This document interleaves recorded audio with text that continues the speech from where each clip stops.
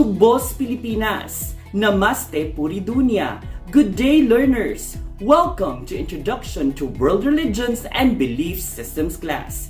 I am Sir Greg, your Humanities and Social Sciences teacher, and let me guide you in this learning journey. Before we continue, I hope that you are in your most comfortable learning spot.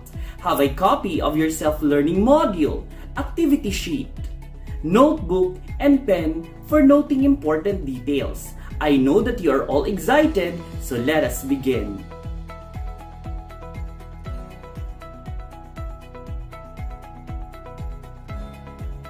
India is considered as a land of complexity and diversity in terms of people, culture, customs, practices, and traditions. With around 15% of the population practicing the Hindu faith, Hinduism is considered as the third largest religion in the world. Hindu adherents in India comprise the major volume of the population adhering to the religion, comprising 80%. Other Asian countries with sizable Hindu faith include Nepal with 23 million, Bangladesh with 15 million, and Indonesia with 3.9 million, specifically in Bali. There are also considerable numbers of Hindus in Bhutan, Fiji, Guyana, Mauritius, Sri Lanka, Suriname, and Trinidad and Tobago. Unlike Christianity or Islam, Hinduism was never a missionary religion. Hindu belief may have flourished around the 3rd millennium BCE. It had no one identifiable founder. The term Hindu originated from the Persian word Hindu, in a Sanskrit Sindhu, which means river. The name was accorded in 19th century to describe the wide assemblage of belief systems in India. It was originally known as Arya Dharma or the Aryan Way. This lesson will enable you to study the brief history, core teachings, fundamental beliefs, practices, and related issues of Hinduism. As early as 300 BCE, it flourished in the ancient Punjab city of Harappa and Mohenjo-Daro along the Indus. The starting point of Hinduism may have originated from the customs of early people of the Indus Valley around 2500 BCE to 1500 BC. Elements of Hinduism may have taken shape from the practices of pre-Aryan people who were already civilized city dwellers. Between 1750 BCE and 1200 BCE, the Aryan conquerors transferred to the Indus Valley. With them are their own set of beliefs and that eventually interweave with the religion of the natives. Classical Hinduism resulted in the blending of their faiths. Aryans brought with them their set of beliefs based on the oral text known as Vedas. There is much strain in pointing out elements in the Vedas that are authentically pre-Aryan or Aryan influenced. However, definite fundamental assumptions about the Aryan religion can be stated. They also brought with them a polytheistic religion similar to that of other Indo-European peoples. The principal form of worship to the Aryan gods is in the form of sacrifice. Followers of Hinduism vary in their set of beliefs and practices, including reverence to a particular god. Presently, there are 4 principal denominations within the faith. These are Shaivism, Shiva is their god, value discipline and philosophy, worship in temples and practice yoga. Shaktism, Shakti is their supreme god, the divine mother, and assumes many forms, be it a gentle one or fierce deity. They use chants, magic, and yoga to summon cosmic forces. Vaishnavism, Vishnu is their god. They have multitudes of saints, temples, and sacred texts. And Smartism, left to choose their own deity in one of 6 manifestations, namely Ganesha, Siva, Shakti, Vishnu, Surya, and Skanda. Liberals as they embrace all major Hindu gods. It is important to note, however, that while these gods have different names, Hindus all worship one supreme being. Each sect has its own religious leaders, sacred texts, schools, and temples. While there is indeed variety and key differences among sects, adherents of these denominations share the prevailing beliefs concerning karma, dharma, reincarnation, and other key Hindu concepts and philosophy. The sacred texts of Hinduism have been principally passed down throughout generation by way of dance, drama, music, and recitation. Sanskrit has been the language of the earliest writings. The sacred writings of the Hindus are categorized into two classes, the Shruti and the Smriti. Shruti means that which is heard. They are regarded as the eternal truths that were handed down orally until the beginning of the present age, wherein there came the need to write them down. Smriti means which has been remembered, and these are writings that serve to reinforce Shruti. The four basic Vedic books, which are sacrificial hymns compiled from an earlier oral tradition, are composed of Rig Veda, Samaveda, Yajur Veda, and Atharva Veda. The word Veda means knowledge or sacred lore. It is the earliest known Sanskrit literature from the Brahmanic period and also regarded as the oldest scripture of Hinduism. In the great epic Mahabharata, Brahma was said to have created the Vedas. Rig Veda is the most important and oldest book that dates back to around 1500 BCE to 1200 BCE. Apart from being the oldest work of literature in an Indo-European language, it is also the oldest living religious literature of the world. The book is a collection of over 1,000 hymns and more than 1,000 verses dedicated to the Aryan pantheon of gods. Yajur Veda, or the Knowledge of Rites, is the second book, composed between 1200 BCE. This book is a compilation of materials recited during rituals and sacrifices to the deities. The third book is Samaveda, or the Knowledge of Chants. Dating back almost the same time as the Yajur Veda, this book is a collection of verses from the basic hymns recited by priests during sacrifices. The fourth book is Atharva Veda, or known as knowledge given by the sage Atharva, that date back around 1500 BCE.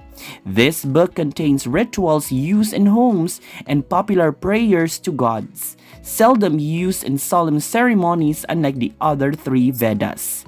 The Atharva Veda contains numerous spells and incarnations for medical purposes and magical aids to victory in battle, among others.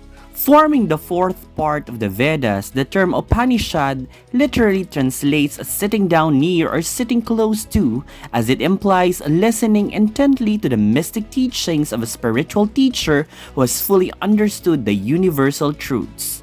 It could also mean Brahma knowledge, whereby ignorance is totally eliminated.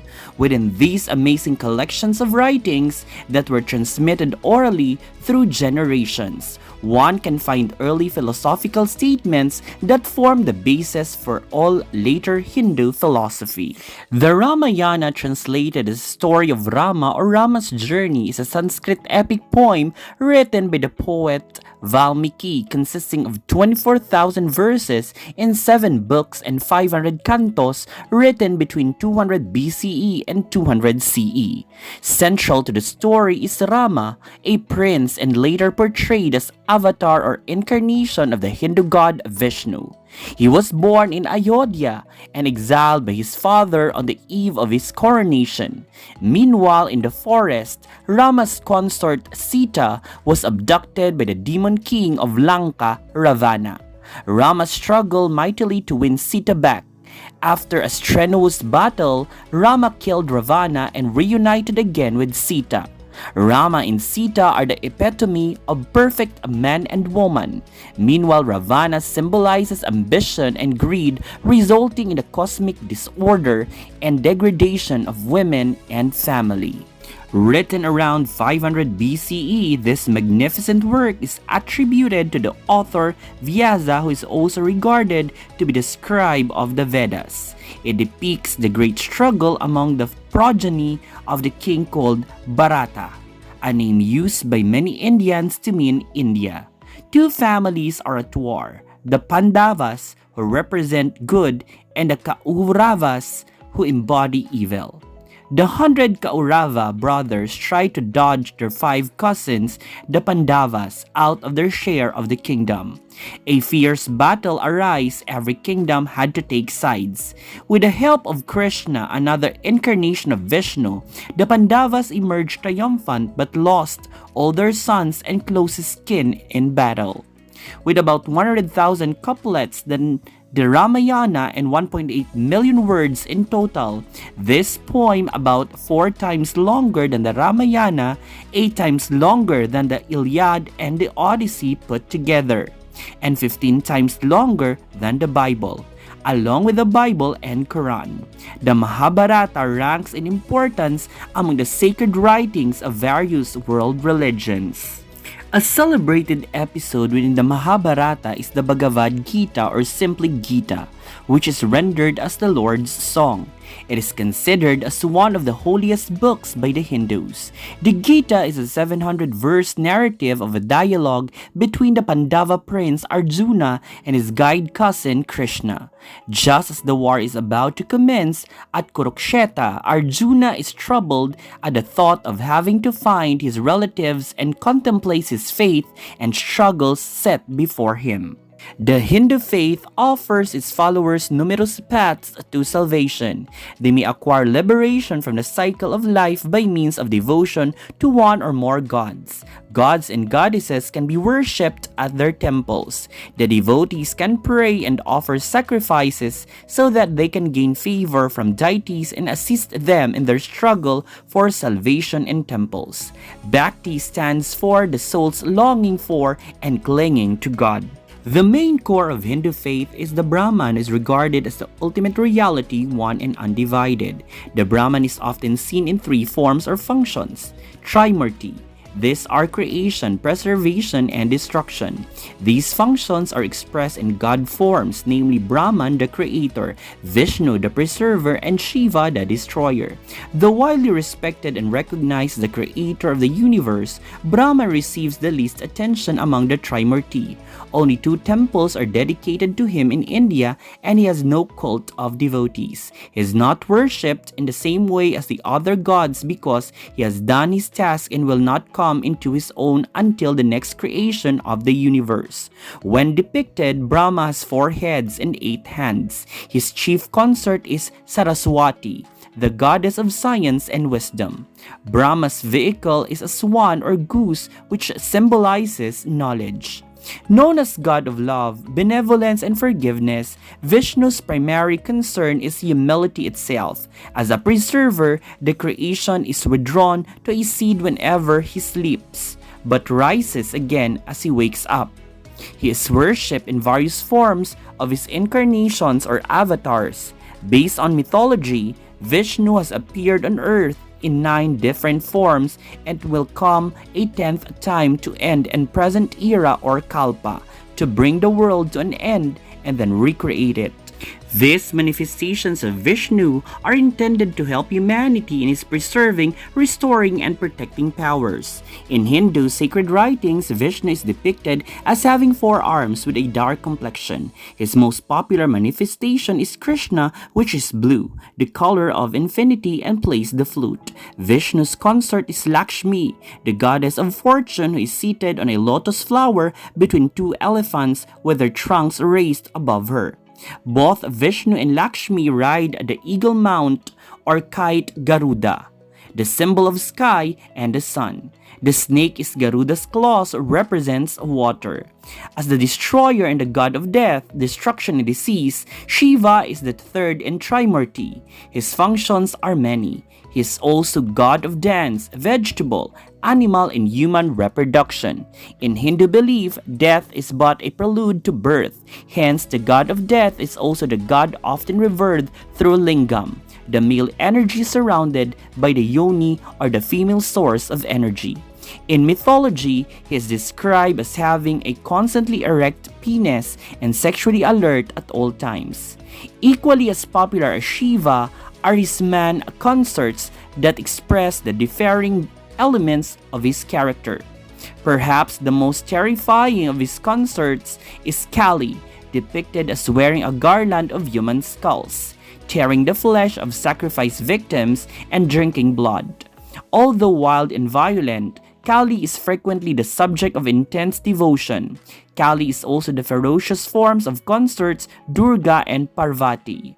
Durga is a powerful goddess created from the combined forces of the anger of several gods. Meanwhile, Parvati, the daughter of the sacred mountain Himalaya and the goddess of love, fertility, and devotion, is the most modest, conservative, and benign of Shiva's consorts. Her sons with Shiva include Ganesha, the elephant-headed deity revered as a remover of obstacles, and Kartikeya, the Hindu god of war. The literal meaning of the word avatar is descent, and it's usually understood to mean divine descent. Avatars are savior forms of a god that descend to earth to intervene whenever help is needed to restore dharma or moral order and peace. Two of Vishnu's 10 avatars are Rama and Krishna. The table shows the 10 avatars of Vishnu. From the Upanishads, one may find the three principal and interrelated doctrines within the Indian religion. First, every soul dies and is reborn anew in new form, or this cycle is called samsara. Second, one's deeds have an effect in this or a future life. Lastly, one may escape the weary round of death and birth. Within every human is an eternal soul or Atman that is being reborn many times in various forms in accordance with the moral law or karma. A soul may escape the cycle of rebirth and attain moksha. The word yoga is derived from the root word yuj, which translates as to yoke or to join. The philosophy of yoga was developed by the sage Patanjali, who lived in the 2nd century BCE. He is considered as the father of modern yoga, as he codified the teachings of yoga in his Yoga Sutra. The table shows the 4 yogas and their corresponding practices. For all Hindus, there are 4 desirable goals of life or purushartha. These are dharma or appropriate behavior, artha or the pursuit of legitimate worthy success, karma, the pursuit of legitimate pleasure, and the moksha or the release of flesh and the limitations of death-bound life. Hindu scriptures affirms that there are 330 million gods or devas. This include manifestations of natural phenomena, evil forces, and evil illnesses. Hindu worship or puja entails images or murtis, prayers or mantras, and diagrams of universe or yantras.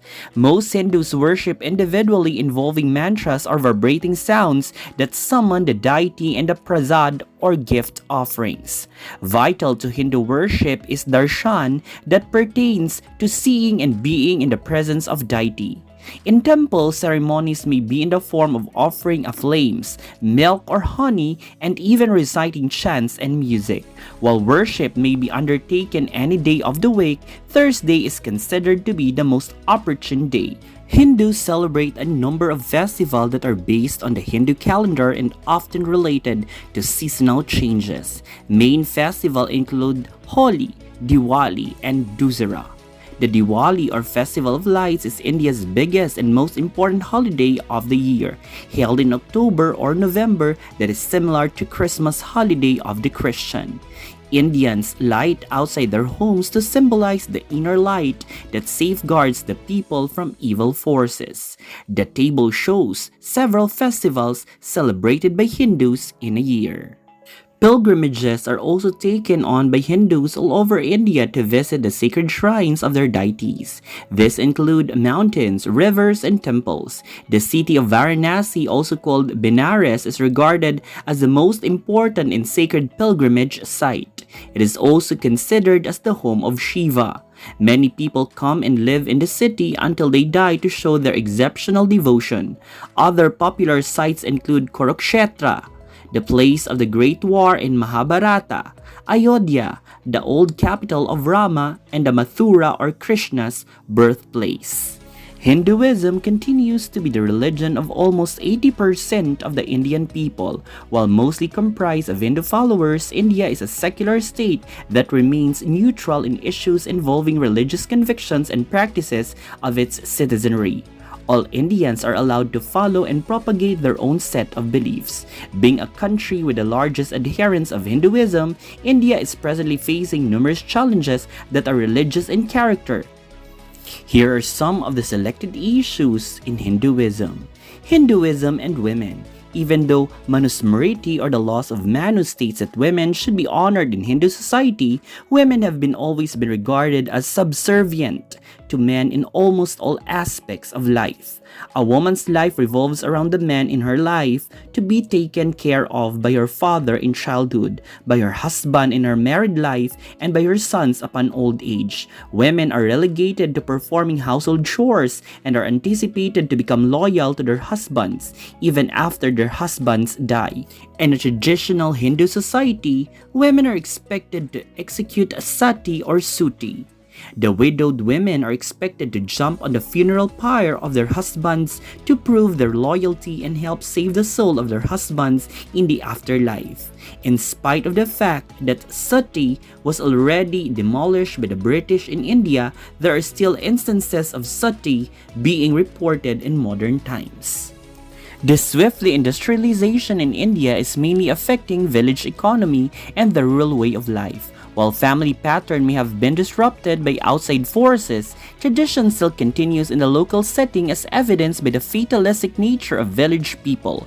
Caste mentality remains to be strong despite of the passage of laws prohibiting discrimination. Poverty continues to persist as one of the major problems of the country. In 2012, the government stated that more than 20% of the population is subsisting below the official poverty limit. Tracing back the rich history of India, it has been regularly hit by diseases and famines in the early 20th century, killing millions of individuals each time. The caste system is one major distinct feature of Indian culture that still affects the contemporary society. A social class comprised of the Brahmins, Kshatriyas, Vaishyas, and Shudras. Opportunities are based upon family origin. One person belongs to a caste by being born to parents of that particular caste. However, the most dishonorable group are those individuals that do not belong to any group. They are those that are disparagingly called as outcasts or untouchables. Also known as Dalits, they are highly ostracized in society. Despite the negative backlash on the caste system, India has been receptive in enacting legislation aimed at contradicting inherent social evils. Untouchability has been banned and the caste system is no longer rigid. The Indian Constitution has provided that it is unlawful to discriminate against lower caste. Lower caste members are now being elected to key government positions.